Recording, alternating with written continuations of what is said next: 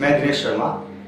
हमने पिछले अध्याय में रॉबर्ट फ्रॉस्ट द्वारा रचित कविता द रोड नॉट टेकन के दो पद्यांश यानी स्टैंजा का अध्ययन किया था, जिसमें कवि जीवन में किन्हीं दो तथ्यों में से एक का चुनाव करने में आने वाली बाधाओं के संबंध में चर्चा करता है। उन दो चुनावों को दो रोड के माध्यम से दिखाया गया था। आने वाली बाधाओं को जंगल में पतझड़ के माध्यम से दिखाने का प्रयास किया गया था। आगे कवि कहता है कि मैंने जो चुनाव किया है उस पर भी संदेह व्यक्त करता है, जिसका कारण वह इस प्रकार प्रकाशित करता है। वह कविता में कहता है कि जिस प्रकार से पतझड़ से युक्त जंगल यानी कि येलो फॉरेस्ट में पत्तियों के गिर जाने के कारण रास्ता ढक जाता है, जिस कारण किस रास्ते का अधिक उपयोग हुआ है या कम उपयोग हुआ है इसकी जानकारी हमें प्राप्त नहीं होती है या जानने में असुविधा उत्पन्न होती है। जीवन में भी लिए गए निर्णय पर हमें संदेह होता है कि लिया गया निर्णय उत्तम है या नहीं।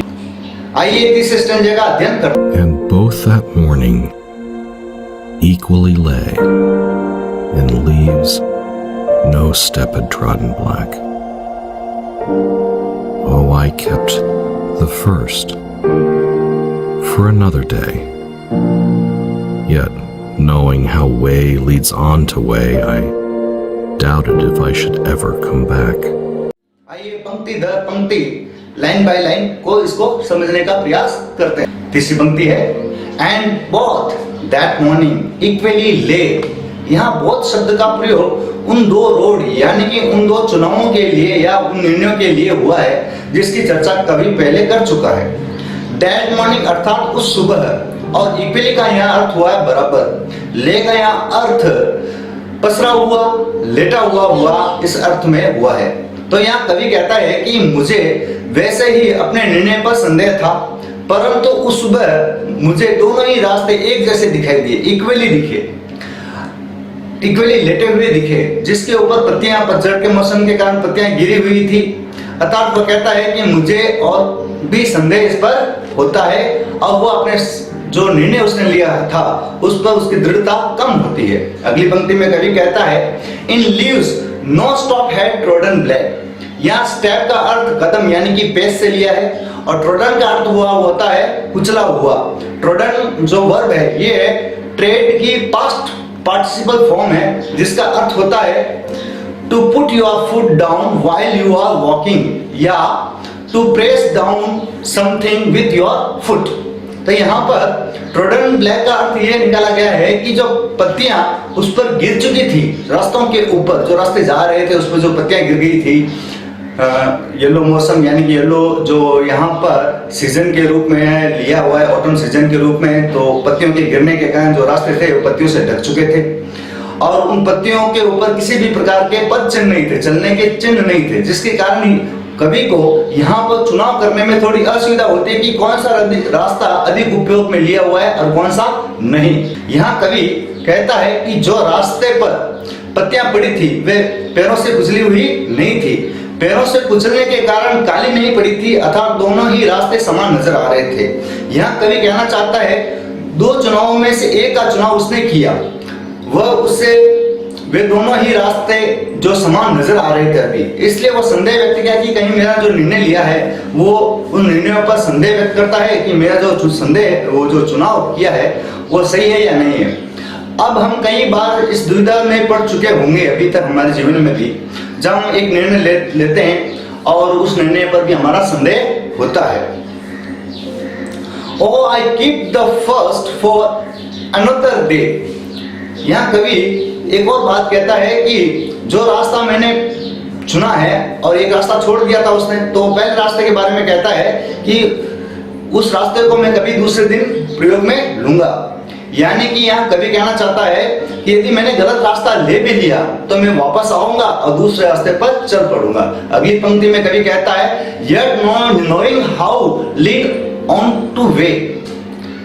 ये कवि यहाँ इस बारे में कहता है कि मैं जानता हूं कि ये रास्ता दूसरे रास्ते पर लेके जाता है, तो वो अपनी इस बात से पर भी संदेह करता है कि क्या मैं वापस आ पाऊंगा, क्योंकि जिस रास्ते का चुनाव मैंने किया है वो रास्ता मुझे एक दूसरे रास्ते की ओर लेके जाएगा।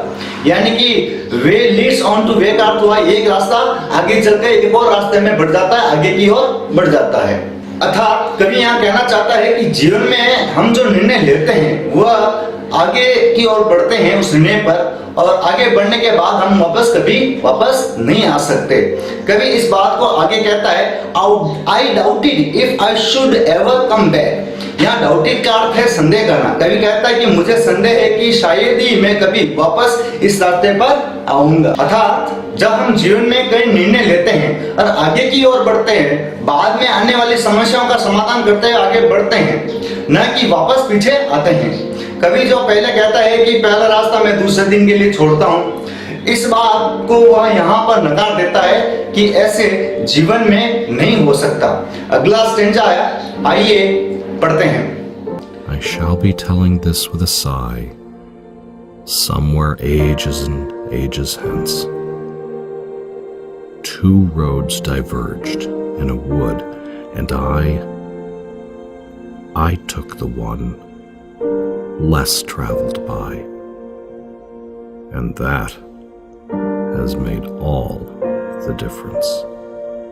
आइए अंतिम स्टेंजा की पंक्ति दर पंक्ति समझे। I shall be telling this with a sigh, somewhere ages and ages hence।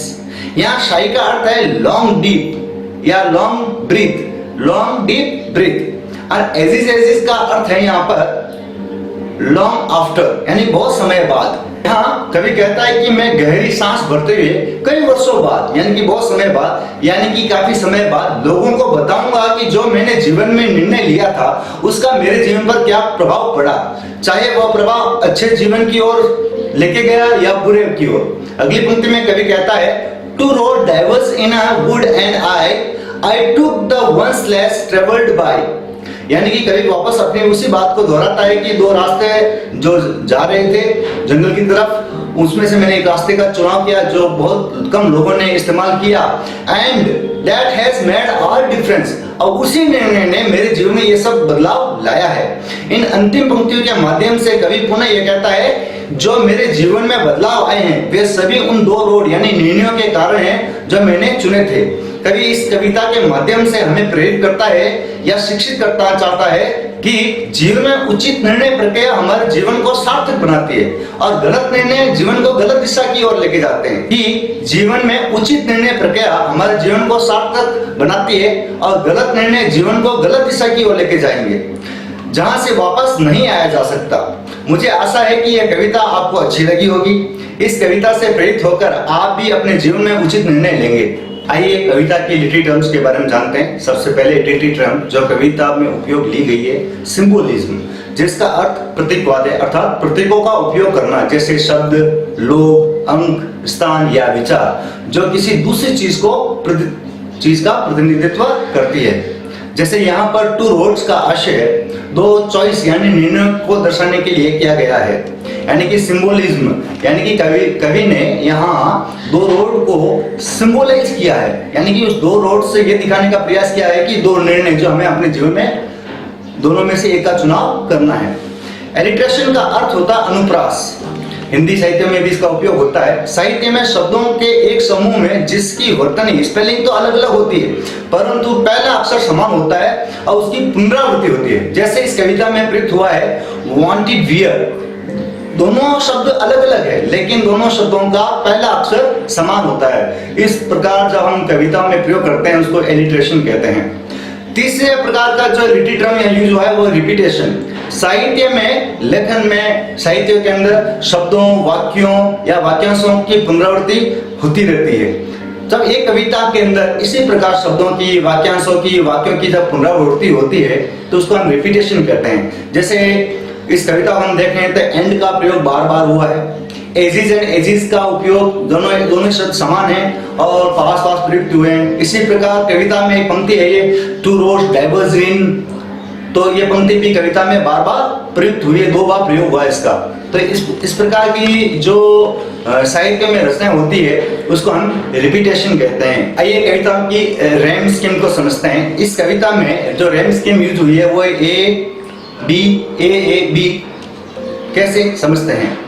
किसी कविता की प्रत्येक पंक्ति के अंत में एक तुकबंदी योजना दी हुई होती है जिसमें अंतिम शब्द का जो साउंड है यानी कि कविता के अंत में जो शब्द है उसका अंत साउंड, जो लास्ट साउंड, उस पर हम ध्यान देंगे। जैसे कविता में प्रत्येक स्टैंजे में 5 पंक्तियां दी हुई है। इस कविता के अंदर 500 पंक्तियों के अंतिम अक्षरों को हम लेते हैं और देखते हैं कि क्या रैम स्कीम है। जैसे वुड में अंतिम अक्षर डी है, बॉथ में अंतिम अक्षर टी एथ है, स्टूड में अंतिम अक्षर डी है, कुड में अंतिम अक्षर डी है और अंडरग्रोथ में अंतिम अक्षर टी एच है।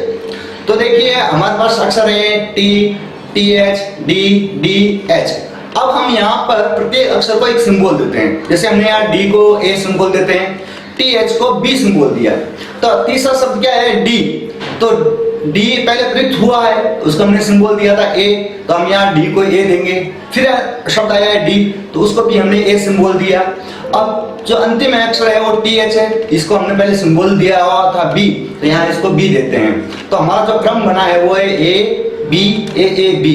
इस प्रकार इस स्टैंजे में रैम स्कीम जो यूज हुई है वो ए बी है। इस प्रकार से हम प्रत्येक स्टैंजे की रैम स्कीम को याद कर सकते हैं।